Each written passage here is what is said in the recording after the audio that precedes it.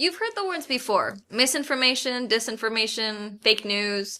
But what do they actually mean? Let's break it down simple. Misinformation is false information that gets shared, but the person sharing it doesn't know it's false. They're not trying to trick you, they just got it plain wrong. Disinformation is different though. That's when someone knowingly creates or shares false information to mislead you and they're just meant to deceive you. The big difference? Intent. One is a mistake and the other is on purpose. This didn't start with the internet though. One of the craziest examples happened back in 1835, where a newspaper called the New York Sun ran a series of articles claiming an astronomer had discovered life on the moon.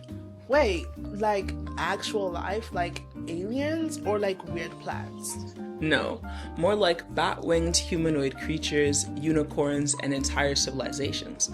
And people believed it because it sounded scientific and came from a credible source. And in the aftermath, the newspaper's circulation quadrupled. So people spread it because it was exciting. No one ever stopped to ask, is this even real? Exactly. Or in 1938, when Orson Welles did a radio broadcast of a fictional story called War of the Worlds, depicting aliens invading the Earth. People who tuned in late missed the disclaimer and thought Martians were actually attacking, leading to thousands panicking. And that's just a story. Nobody meant to cause panic, and that's misinformation. Because that's how it was received and not how it was sent. Now here's where it gets deeper, because misinformation doesn't always hit everyone the same way. And yeah, think about this. A lot of communities, especially Black communities, there's history, real history that shapes how information is landed. In the 1930s, a study called Tuskegee followed hundreds of Black men with a disease for 40 years. These men were told they were going to get free healthcare, but really, they were just being watched. And even after a cure existed, they were never treated. And Herrera lacks. Her cancer cells were taken without her knowledge or consent in the 1950s, and those cells ended up being one of the most important tools in medical history, yet her family couldn't afford healthcare for years. With health decisions being made today, Black people carry a real question. Was I considered in this decision being made?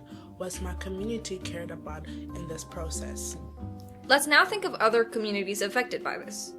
In World War II, 110,000 Japanese Americans were forced into internment camps based on fear and false information that they were disloyal. There was no evidence, just suspicion and lies that spread.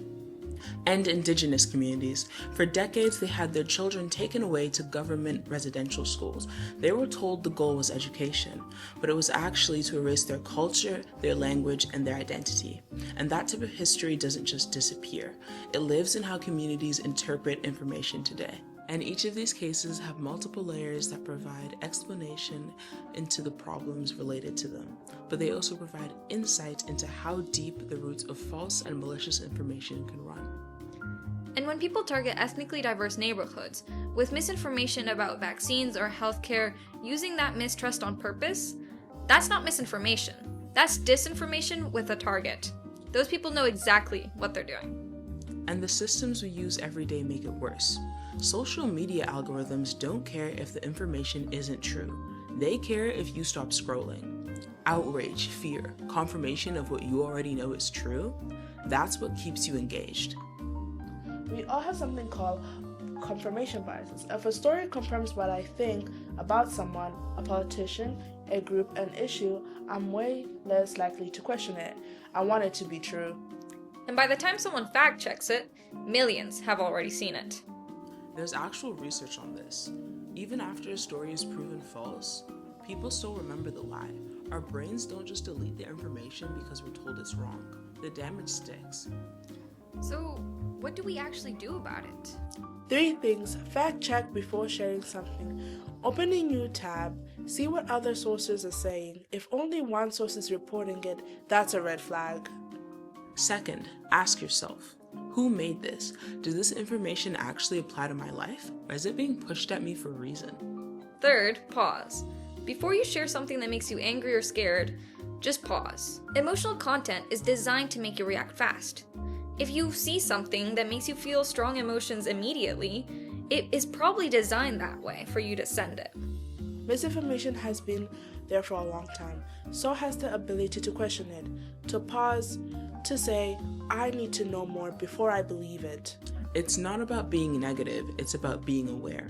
Knowing your history, knowing yourself, and not letting algorithms or bad actors think for you.